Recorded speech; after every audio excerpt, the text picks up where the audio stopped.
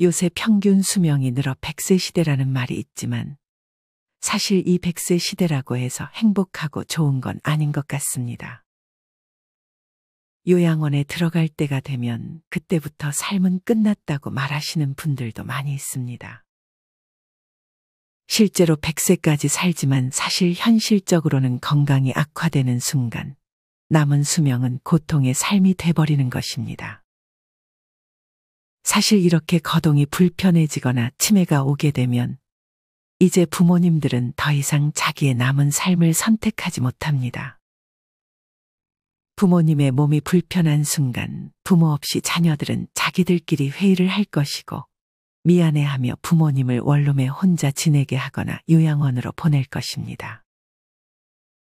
이런 말을 듣게 되면 우리 부모님들은 자식들에게 미안해서 그 말을 따를 수밖에 없게 되는 것입니다. 이때부터는 사는 게 아닌 것이 됩니다. 자식들이 그래도 연락을 잘해주면 모를까. 자식들은 또 자기 삶을 살기 바빠 부모님을 신경 쓰지 못하게 됩니다. 자식들은 한 달에 한 번만 찾아뵈는 것도 많이 찾아뵙는 것이라 생각하지만 혼자 지내는 부모님들은 30일 중 단 하루만 행복할 것입니다. 이것마저도 안 하는 자식들이 정말 많습니다.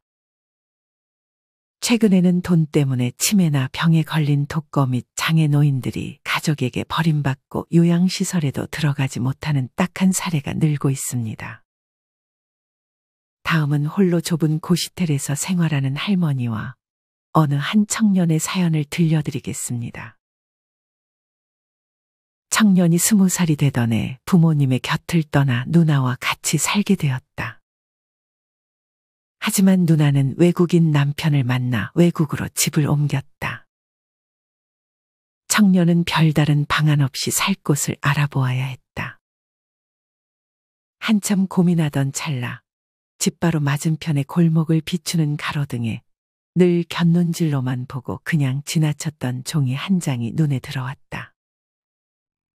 최고급 시설 고시텔 월 10만 원, 식사 김치 제공. 청년은 그것을 보며 생각했다.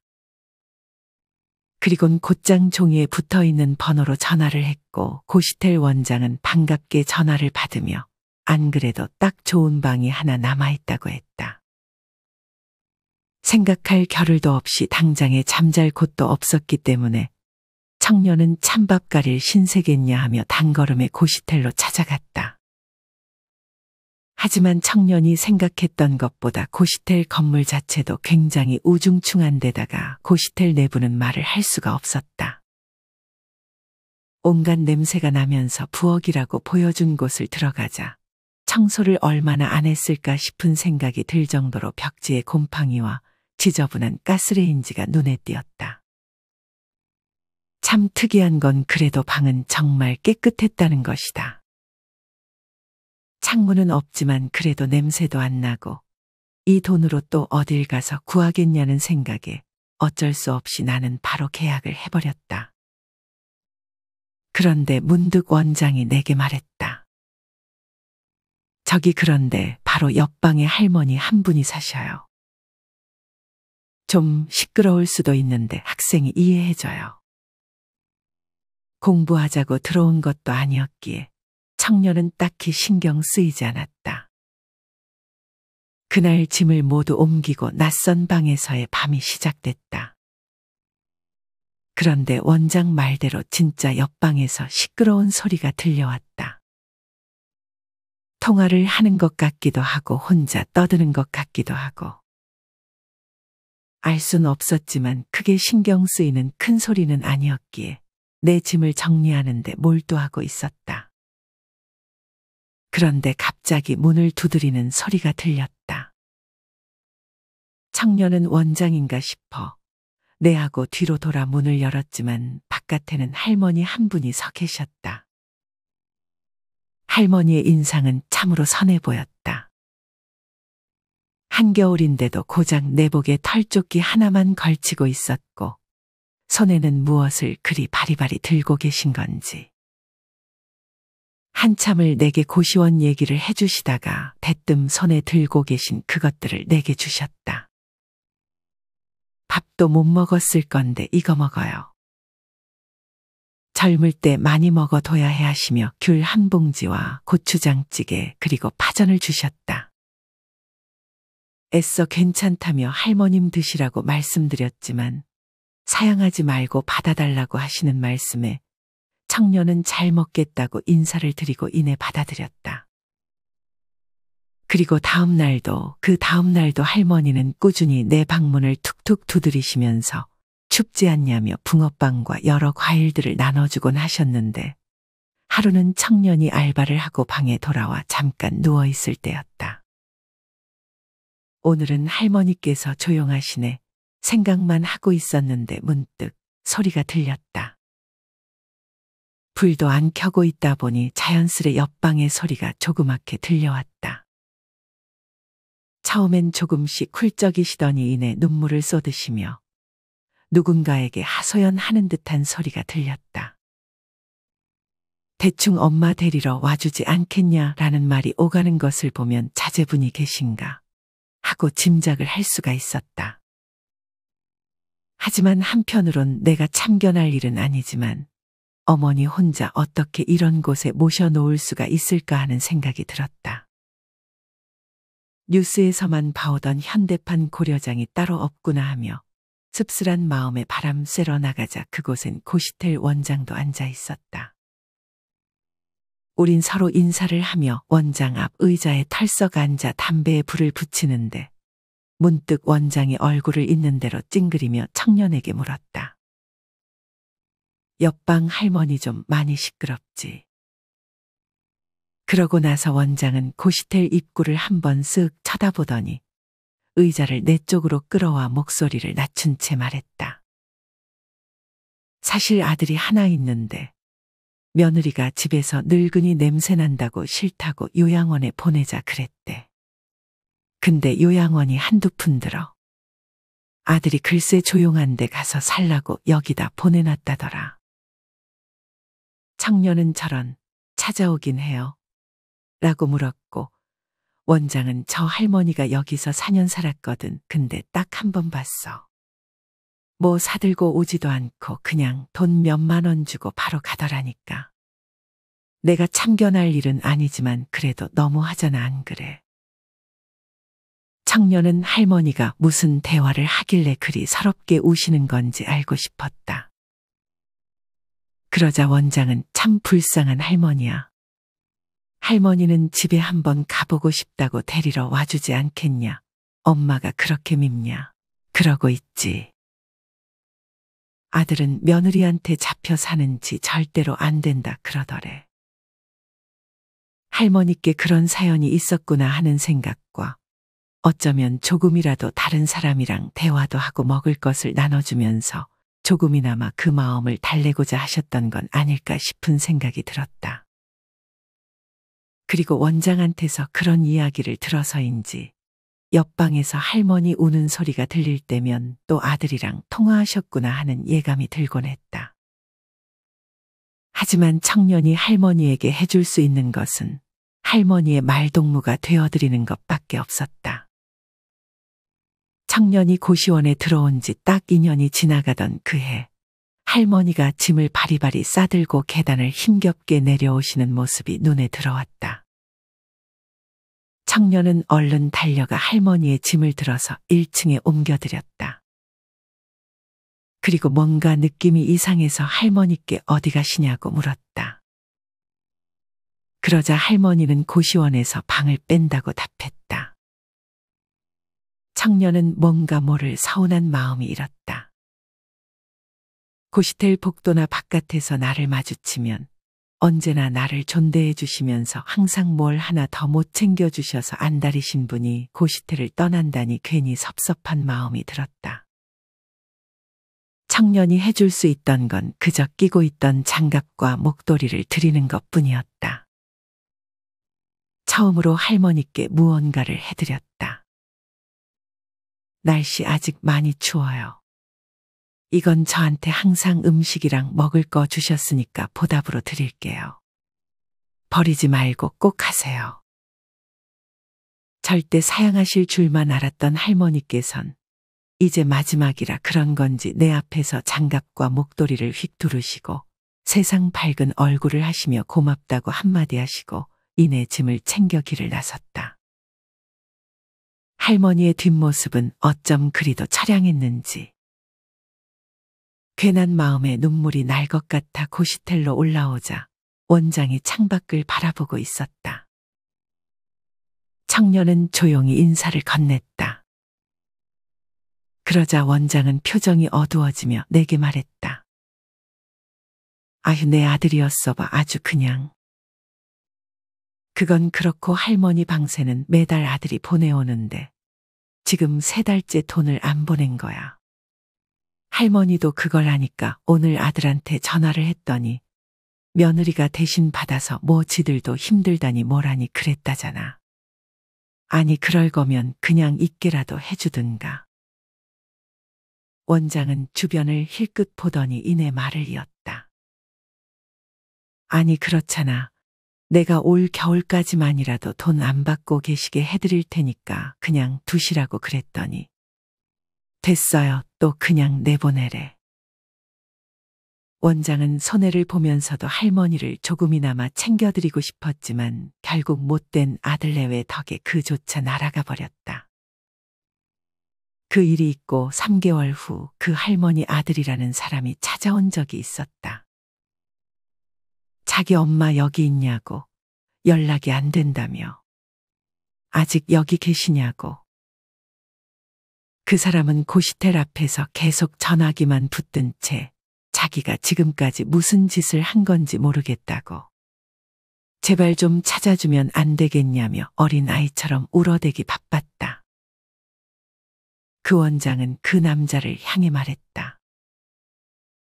남의 집 귀한 자식이라 내가 함부로는 말 안 할게. 그러지 말았어야죠. 다 늙은 노인네가 여기서 살아봐야 얼마나 산다고. 본인들이 일을 이렇게 만든 거고 어머니 연락 안 돼서 미치겠는 그 감정도 당신들 몫이니까 엄한 데 와서 찾지 말고 그냥 가세요. 그 남자는 한참을 그렇게 엎드려 울다가 가버렸다. 이후로 나도 고시텔을 나오고 이제는 그 고시텔도 문을 닫았다. 과연 아들은 할머니를 찾았을까? 듣기만 해도 가슴이 뭉클해지는 사연입니다. 나중이라는 기회는 영영 찾아오지 않을 수 있습니다. 부모님을 잃고 나서 깨닫는 것은 너무도 늦습니다.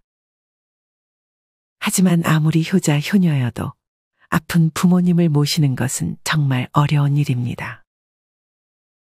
부모도 그것을 알기 때문에 자식들에게 미안해서 요양원에 들어가라 해도 따를 수밖에 없게 되는 것이죠. 혼자 원룸이나 고시텔에 살게 하는 것도 마찬가지입니다.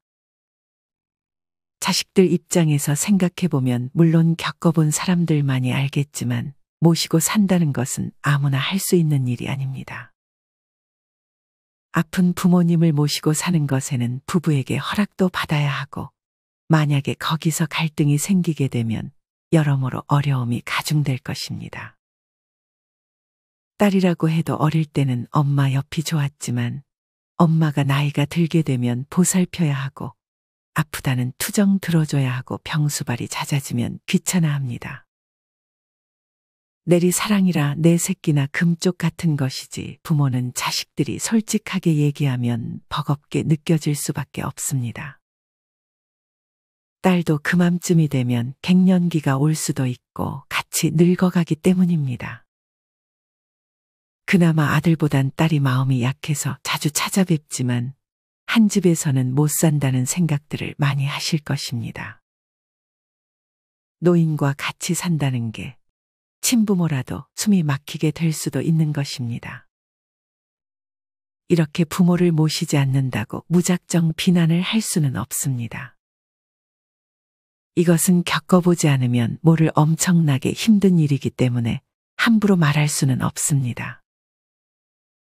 이와 관련하여 2016년 일본에서 일어난 끔찍한 사건이 있었습니다. 한 아들이 모친을 살해한 후 자신도 자살을 시도했으나 행인에게 발견되어 목숨을 건졌던 사건입니다. 아들은 양친과 3인 가족이었으나 부친이 사망하고 그 무렵 모친에게 치매 증상이 나타나기 시작했습니다. 아들은 혼자서 모친을 간병해야 했습니다.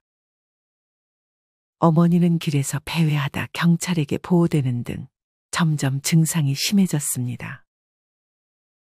아들은 휴직하고 일일 간호를 이용했으나 간병 부담은 경감되지 않고 9월에 퇴직했습니다.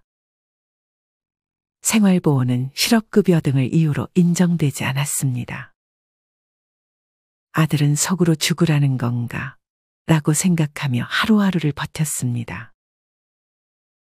간병도 하고 일도 할 수 있는 직업을 찾으려 했으나 찾지 못했고 실업급여도 중단되었습니다. 신용카드 대출도 한계액에 달했고 일일간호 비용과 집세를 감당 못해 아들은 어머니와 동반 자살을 결심했습니다. 아들은 자살을 결심한 그날 휠체어에 탄 모친을 모시고 시내를 관광하며 어머니와 약간의 돈으로 간식을 사서 나눠 먹었다고 합니다. 아들은 산책로에서 어머니에게 더는 못 살겠어 엄마. 여기서 끝내자라는 말을 했습니다. 그러자 어머니는 그래 같이 가자라고 했고 아들은 어머니께 미안하다며 사과했습니다. 아들과 어머니는 이마를 맞대고 펑펑 울었습니다.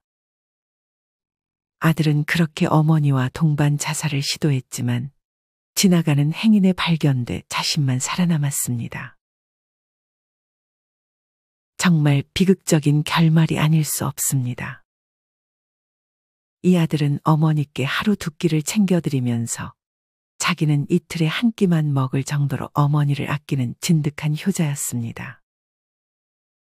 물론 자살 시도는 분명히 나쁜 것이지만 아들만의 문제라고 보기에는 우리 사회도 분명한 책임이 있을 것입니다.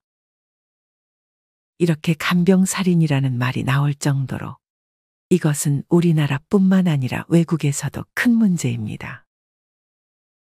이렇게 부모님을 모시고 살 상황이 안 되는데 억지로 모시는 것은 모두에게 좋지 않을 수 있습니다.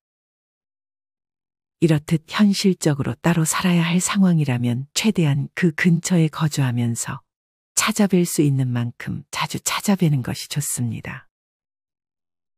생각해 보세요. 혼자 사는 부모님은 하루 종일 어떤 하루를 보내실까요? 우리 부모님의 하루는 얼마나 길까요? 자식들 찾아올 때는 좋은 내색 안 하더라도 분명 부모님은 속으로 엄청 좋아하실 것입니다. 너무 바빠서 자주 찾아뵙지 못할 때는 전화라도 자주 드리면 부모님은 자식의 전화에 설레하고 그날과 그 다음 날을 기분 좋게 보내실 수 있을 것입니다. 아무리 공기가 좋은 곳이라도 아무 쓸모가 없습니다. 내가 사는 곳과 가까운 곳에 모셔두고 자주 방문하는 것이 제일 좋은 방안입니다. 노인이 혼자 살게 되면 다음과 같은 안 좋은 일이 발생할 수 있습니다. 예전에 홀로 사는 70대 할머니의 원룸에서 화재가 발생했습니다. 원인은 다름 아닌 휴대용 가스버너 때문이었습니다. 항상 가스버너를 이용해 식사를 해결하던 할머니였습니다. 하지만 가스버너에 문제가 생겨 순식간에 화재가 발생했고 원룸에 살던 할머니는 의식을 잃고 쓰러진 채 발견되었습니다. 이 밖에도 예전에 전주의 한 여인숙에서 폐지를 줍던 할머니가 화재로 숨지는 안타까운 일도 있었습니다. 그러니 가끔이라도 꼭 찾아뵈서 안전점검도 해주고 위험한 물건은 치워놓는 등의 사전 예방을 해주는 것이 좋습니다. 젊어서 활동할 때는 자식 키우고 부모님 모시며 정신없이 살고 늙으면 치매 때문에 정신이 없다는 말이 있습니다. 우리 부모님 세대의 현실을 반영해주는 말인 것 같습니다. 행복한 삶은 사는 날까지 정신줄을 꼭 잡고 살아야 하는데 그것은 맘처럼 쉽지 않습니다. 노인이 되어 혼자 산다는 것은 정말 쓸쓸한 일입니다. 하지만 이 와중에도 자식들을 걱정하며 하루하루 살아가죠. 우리 부모님들은 자식들이 아무리 나이가 들어도 아기 같을 것입니다. 부모 눈에는 다 그렇게 보이는 것이죠. 부모에 대한 자식 사랑이 자식에 대한 부모의 사랑을 이길 수는 없습니다. 그러니 자식들은 할 수 있는 범위 안에서 부모님들을 잘 챙겨드렸으면 좋겠습니다. 부모의 자식 사랑을 느낄 수 있는 글이 하나 있습니다.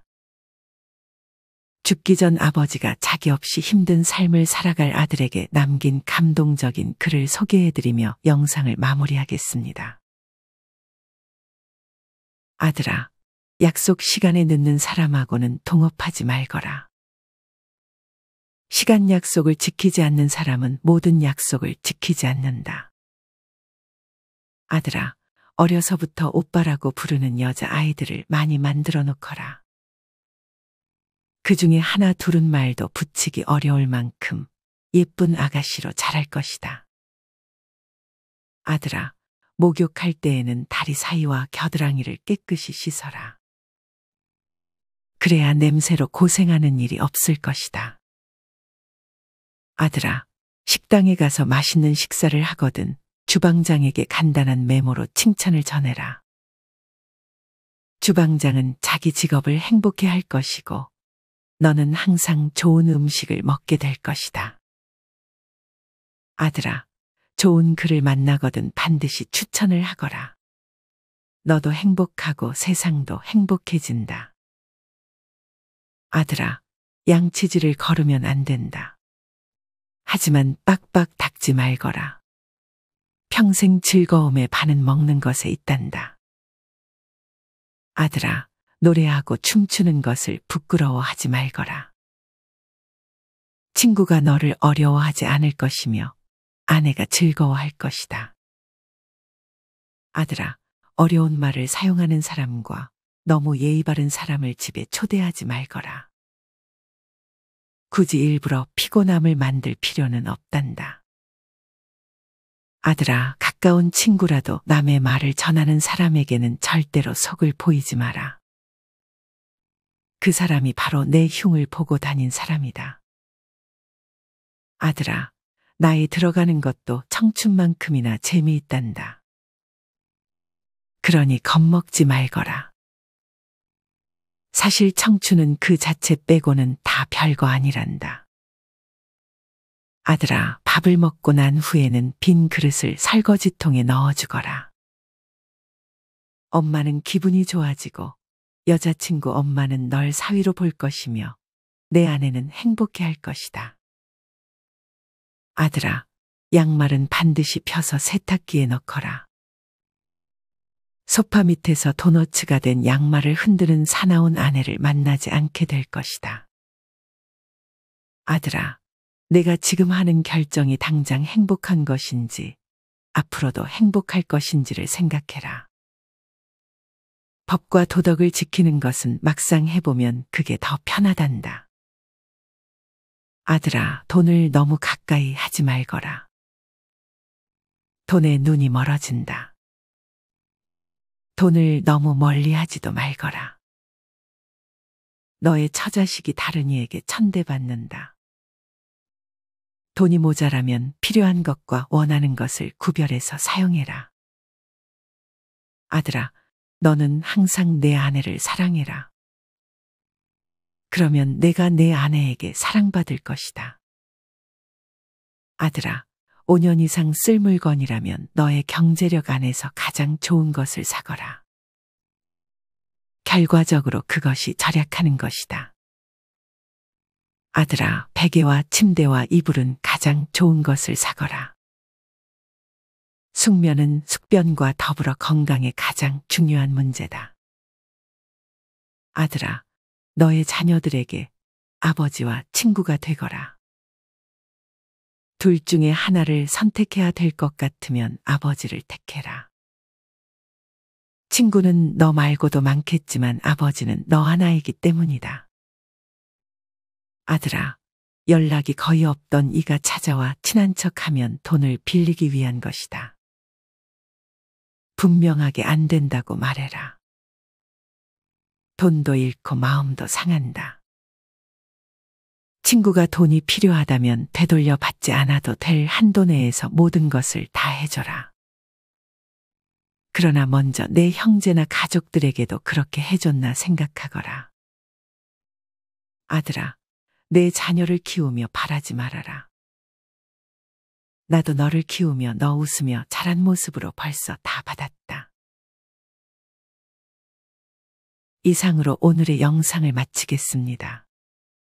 우리 모든 구독자분들의 행복한 여생을 응원합니다.